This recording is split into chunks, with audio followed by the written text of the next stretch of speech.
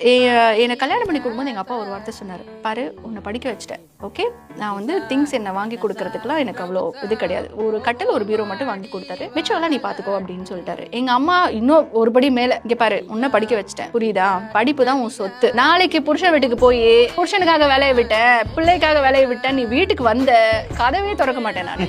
உன்னை படிக்க வச்சதே நீ சொந்த கால நின்று நீ சந்தோஷமா இருக்கணும் அப்படிங்கிறதுக்காக தான் அப்படின்னு எங்கள் அம்மா அதை தான் அட்வைஸ் பண்ணுவேன். மிச்ச அம்மா எல்லாம் என்ன சொல்லுவாங்க, மாமியார் சொன்னா நடந்துக்கோ, புருஷனா, எங்க அம்மா யாருக்காகவும் வேலையை விடாத, நீ வேலையோட வந்தாதான் என் வீட்டுல உனக்கு இடம்,